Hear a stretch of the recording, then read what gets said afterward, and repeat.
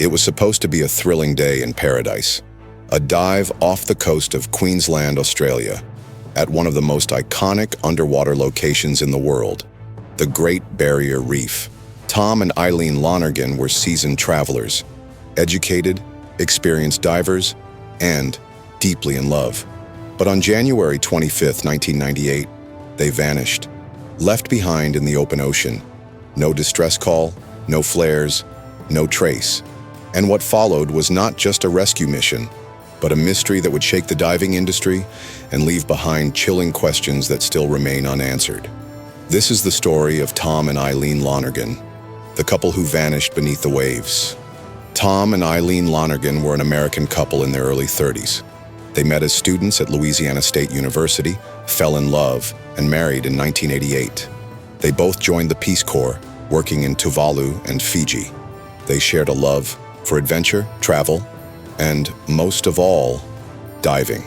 By 1998, they had returned to the US, but were taking an extended vacation in Australia.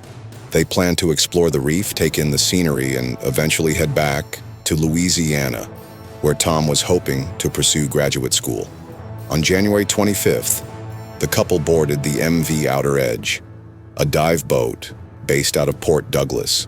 The plan was simple. A one-day diving trip to St. Crispin's Reef is about 40 miles offshore. They brought their own dive gear. They were calm, friendly. Nothing seemed out of the ordinary. The weather was clear, the water was calm. There were 26 passengers and 5 crew on board. The dives were shallow, scenic, and ideal for tourists. But somehow, at the end of the day, when the boat left the reef and headed back to port, no one noticed Tom and Eileen were missing. The dive had included multiple underwater excursions. Tom and Eileen were last seen entering the water for their third and final dive of the day around 3 p.m.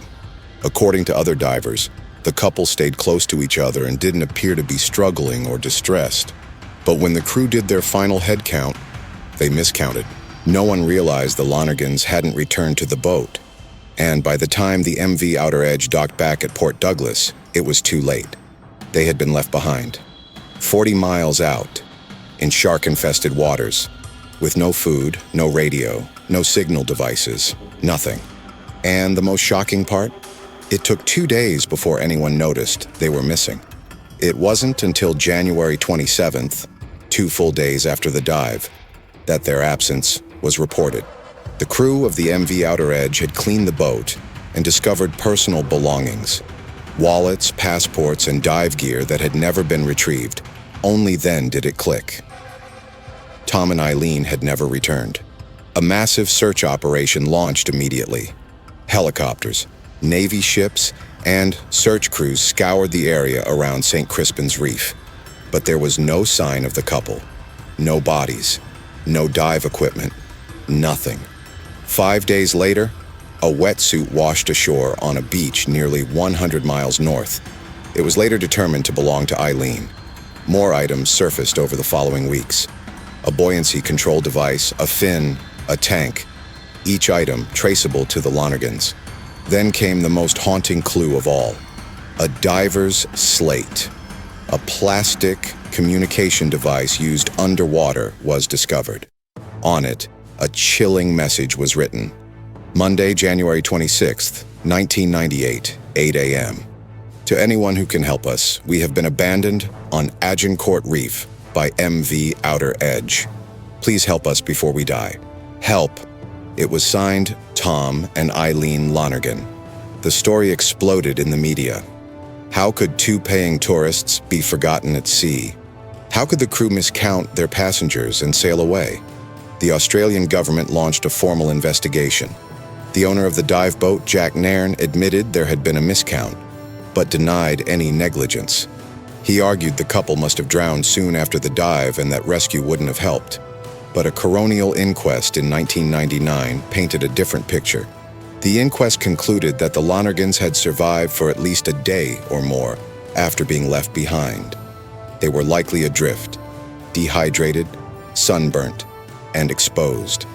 Strong currents and exhaustion would have made it nearly impossible for them to swim to safety.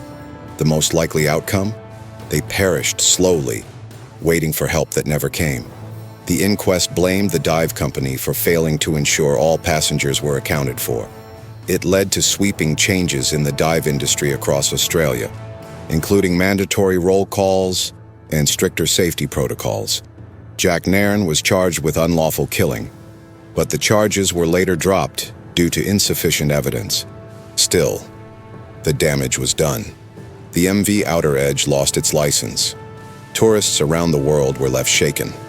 When the news of Tom and Eileen Lonergan's disappearance finally broke in early February 1998, it didn't just shock Australia, it made international headlines. What began as a quiet case of two missing tourists rapidly snowballed into one of the most gripping and widely reported tragedies in modern diving history. The Australian media were first on the scene, with newspapers like the Courier Mail and the Sydney Morning Herald running front-page stories detailing how the couple had been left behind in shark-infested waters.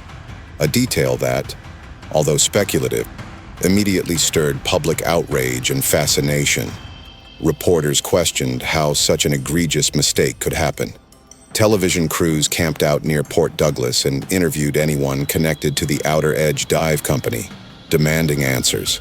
News anchors described the reef as paradise turned deadly, and headlines screamed of a scuba scandal. The delay in reporting the couple missing only intensified the outrage. Journalists uncovered that the crew didn't even notice the Lonergans were gone until 2 days later, after their gear was found gathering dust. Then came the disturbing twist. Excerpts from the Lonergans' private journals were leaked to the press. Phrases suggesting mental distress, Tom writing that he hoped to die, were splashed across front pages, triggering speculation that the couple had orchestrated their own disappearance. Tabloids seized on the idea of a suicide pact, crafting sensational headlines that painted the Lonergans as emotionally unstable. In contrast, U.S. media like CNN and the New York Times took a more measured approach, focusing on the procedural failures and the international implications for scuba diving safety. ABC's 2020 Later ran a special episode dissecting the mystery, interviewing diving experts and former Peace Corps colleagues who strongly refuted the suicide theory. As more clues emerged, like Eileen's recovered wetsuit and the chilling dive slate with a plea for help, the tone of media coverage shifted from blame to horror. And then, there was the question of sharks. Many speculated the couple had been attacked, but no trace of injuries or remains were ever found. Experts believe it's far more likely they simply succumbed to dehydration, sun exposure, or hypothermia after hours, or even days, floating in the open sea. The truth? We'll probably never know what their final hours were like, but one thing is clear. They were forgotten, left alone in one of the most dangerous places on Earth. The disappearance of Tom and Eileen Lonergan wasn't just a tragedy.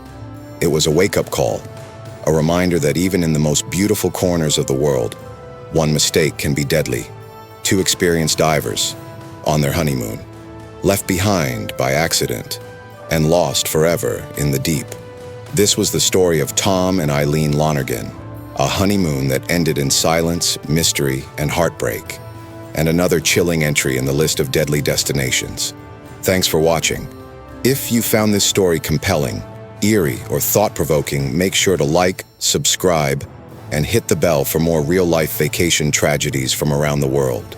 And remember, not all who wander are lost, but some never return.